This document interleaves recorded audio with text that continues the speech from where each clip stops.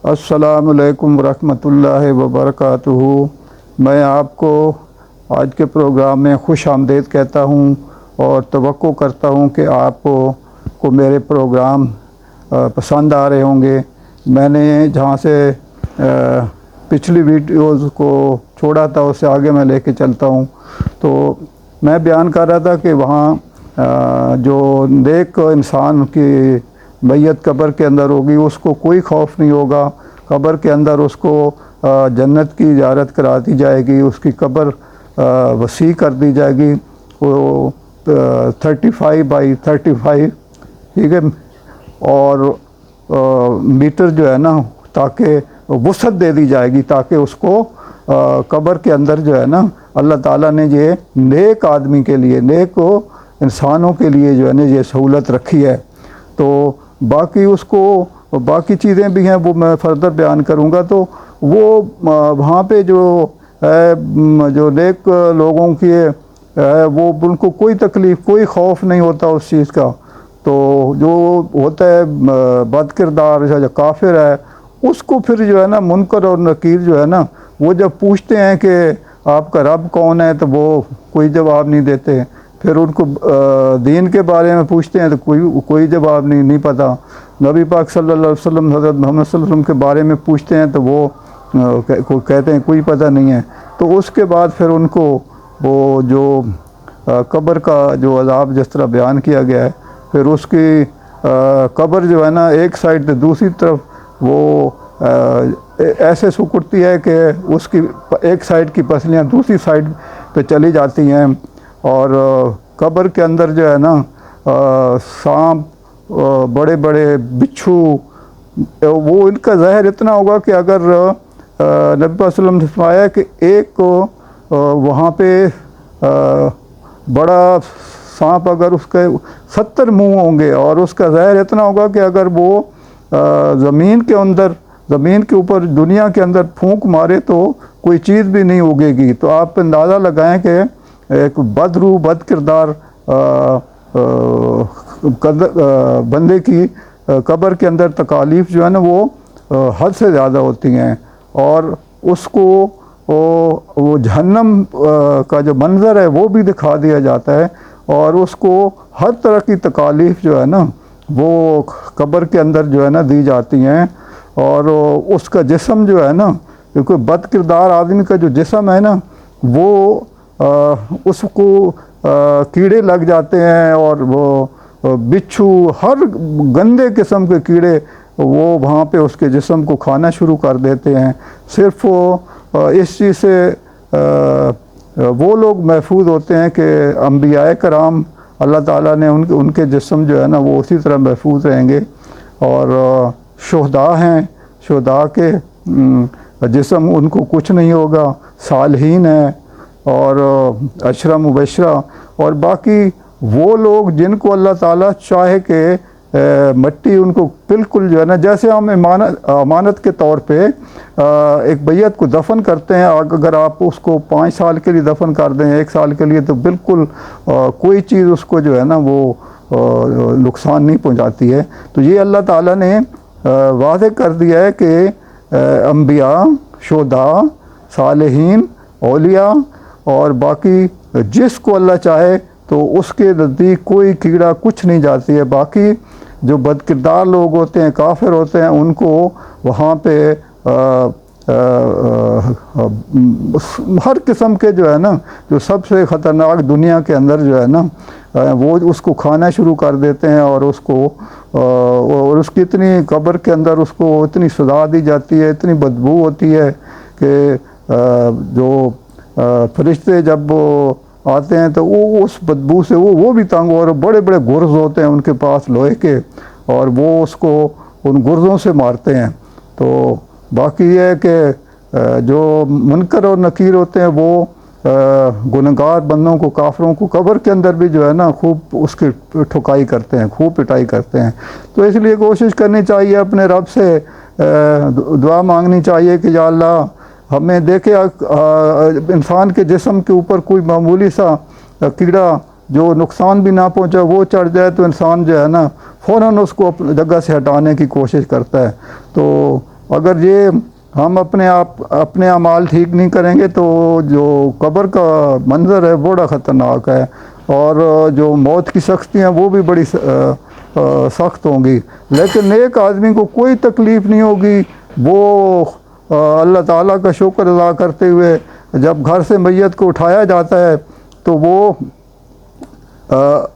खुश होता है कि मैं अल्लाह के, क्योंकि फरिश्ते पहले आके उसको सलाम भी करते हैं, खुशखबरी दे देते हैं, तो वो खुश हो के रवाना होता है। और लेकिन जो बद किरदार होता है तो वो ऐसी चीख मारता है कि सिर्फ इंसान और जिन नहीं सुन सकते, बाकी मखलूक जो है ना उसकी चीखों को सुनती है, कि क्योंकि उसको पता होता है कि मैंने जहन्नम में जाना है। तो अगर वो चीख इंसान और जिन सुन लें तो वो बेहोश हो जाएं और वो मुर्दों को दफनाना भी बंद कर दें। तो ये बस अल्लाह ताला ने एक इंसानों को और जिन्नों को जो है ना वो सुनाई, बाकी तमाम मखलूक उसकी चीख पुकार को सुनते हैं। और फिर जनाजे के बाद जो है ना उसको जब दफनाया जाता है तो उसमें भी यही होता है कि जो बद किरदार होते हैं उसको हर तरह का अज़ाब दिया जाता है, और जो नेक हैं उनका मैंने बताया, और जिनको कुछ भी नहीं होगा कब्र के अंदर, उनकी कब्र जो है ना कुशादा कर दी जाती है, वहाँ पे नरम बिस्तर बिछा दिए जाते हैं रेशम के। तो आप अंदाज़ा लगाइए कि अल्लाह ताला ने इंसानों के लिए पहले नबी पाक सल्लल्लाहु अलैहि वसल्लम को भेजा, वो पैगाम लेके आते थे और दीन को मुकम्मल किया। तो हमें कोशिश करनी चाहिए कुरान सुन्नत और अल्लाह ताला के हुक्म के मुताबिक ज़िंदगी बसर करेंगे, ताकि जब हम अल्लाह के सामने हाजिर हों और शफात के लिए प्यारे हबीब हज़रत मोहम्मद सल्लल्लाहु अलैहि वसल्लम, तो ये ना हमें आगे से नाराज़ हों कि तुम लोगों ने मेरी बात बिद्दात शुरू कर दी थी और अल्लाह का हुक्म नहीं मानते थे। अब मैं आता हूँ कि मरते वक्त मोमिन के एजाज़ात क्या होंगे। मरते वक्त मोमिन आदमी को दर्जाल 10 किस्म के एजाज़ात या इनमें से बाद एजाज़ात से नवाजा जाता है। फरिश्ते रूह कब्ज़ करने से पहले आकर अस्सलाम अलैकुम कहते हैं। मोमिन आदमी की रूह कब्ज़ करने के लिए सूरज की तरह रोशन चेहरों वाले फरिश्ते आते हैं। आप अंदाज़ा लगाएं कि नेक बंदे के लिए सूरज की तरह रोशन चेहरों वाले फरिश्ते आते हैं, और जो बद किरदार होता है उसका काले स्याह और उनकी आंखें नीली और बड़े खौफनाक उनके चेहरे होते हैं। मोमिन आदमी की रूह लपेटने के लिए रहमत के फरिश्ते जन्नत से सफ़ेद रेशमी कफन अपने साथ लाते हैं। नेक के लिए रूह को मुअत्तर करने के लिए फरिश्ते जन्नत से खुशबू भी अपने साथ रहे। सुभान अल्लाह। आप देखें कि जन्नत से जो है ना वो नेक आदमी की रूह के लिए खुशबू भी साथ लाते हैं। तो अल्लाह ताला तो हमें हर किस्म की मौके फराम कर रहा है अल्लाह ताला को याद करने के, इबादत करने के, लेकिन हम इंसान हैं कि बस सजाशी में पड़े हुए हैं और इस चीज़ से गफलत में पड़े हुए हैं। मोमिन की रूह कब्ज़ करते वक्त फरिश्ते मोमिन आदमी को अल्लाह ताला की मग़फ़िरत और रज़ामंदी की बशारत देते हैं। फरिश्ते उनको अल्लाह ताला की तरफ से एक किस्म की खुशखबरी सुना देते हैं कि आपने जन्नत में जाना है। मोमिन आदमी की रूह जिस्म से निकलती है तो इससे रूह ज़मीन पर पाई जाने वाली बेहतरीन मुश्क जैसी खुशबू होती है। मतलब वो पूरी ज़मीन के ऊपर जो है ना ख़ास किस्म की खुशबू फैल जाती है। मोमिन आदमी की रूह के लिए ज़मीन और आसमान के दरमियान मौजूद सारे फरिश्ते रहमत की दुआ करते हैं।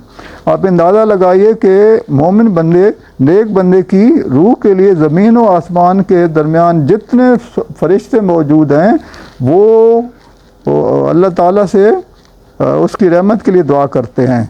मोमिन आदमी की रूह को आसमान पर ले जाने वाले फरिश्ते आसमान के दरवाज़े पर मोमिन आदमी का तारफ़ करवाते हैं तो मुहाफ़िज़ फरिश्ते खुश आमदेद कहते हुए आसमान का दरवाज़ा खोल देते हैं। जैसे पहले मैंने बताया कि पहले आसमान पे, दूसरे, तीसरे, फिर 7वें पे, फिर वो वहाँ पे अलीन बड़ी जो वहाँ पे एक किताब उसमें इंदराज करके फिर उसी तरह उसको खुशबू में और कफन में रेशमी लपेट के वापस कब्र में उनको भेज दिया जाता है।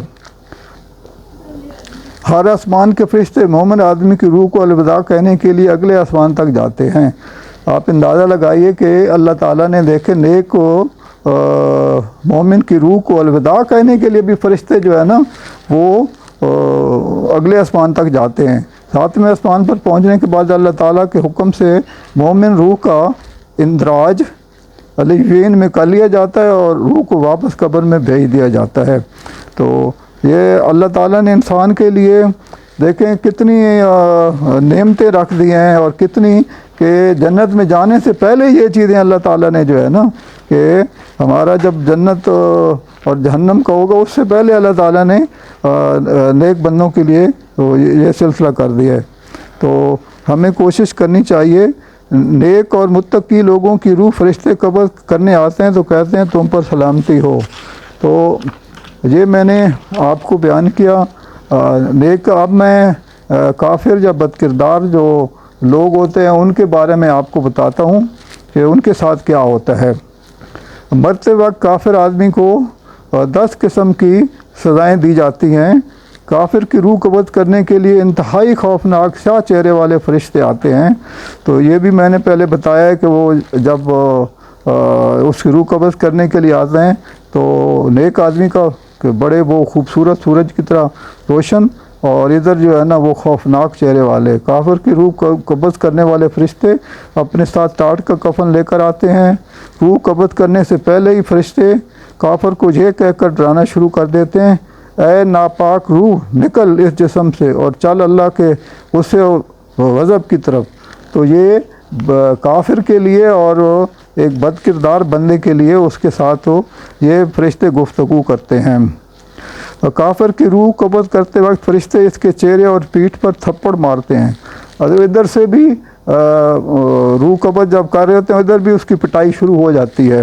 काफिर की रूह कब्ज़ करते वक्त फरिश्ते काफिर को आग के अज़ाब का बताते हैं कि आपको आग का अज़ाब दिया। मरते वक्त काफिर की रूह से रूए ज़मीन पर पाए जाने वाले बदतरीन मुर्दार जैसी गलीज़ बू आती है कि जिस तरह कोई बैल या कोई गाय या कोई चीज़ मर जाए और वो उसमें बदबू पड़ती है तो वो बर्दाश्त करना हो, इसी तरह जो है ना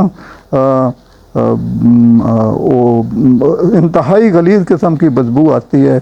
काफिर रूह की बदबू महसूस करके ज़मीन और आसमान के दरमियान आसमान में मौजूद तमाम फरिश्ते इस पर लानत भेजते हैं कि फरिश्ते भी उस रूह के ऊपर जो है ना लानत भेजते हैं। काफिर की रूह कब्ज़ करने के बाद फरिश्ते इसे आसमान अव्वल की तरफ ले जाते हैं और तारफ़ करवाने के बाद आसमान का दरवाज़ा खोलने की दरख्वास्त करते हैं, लेकिन मुहाफ़िज़ फरिश्ते दरवाज़ा खोलने से इनकार कर देते हैं। अल्लाह ताला की तरफ से हुक्म होता है कि इस काफिर रूह का इंदराज सज्जीन में कर लिया जाए। ये मैंने पहले बयान किया है। तो मैं आपसे गुजारिश करता हूँ कि आपको मेरा प्रोग्राम पसंद आया होगा। उम्मीद है कि आप इसे लाइक भी करेंगे, सब्सक्राइब भी करेंगे और शेयर भी करेंगे। बाकी गुफ्तगू इंशाअल्लाह अगले प्रोग्राम में होगी इंशाअल्लाह। आप मेरे लिए दुआ कीजिएगा, मैं आपके लिए दुआ करूँगा। आमीन। खैरुन कसीरा वल आखिरा वल दुनिया। अल्लाह हाफ़िज़।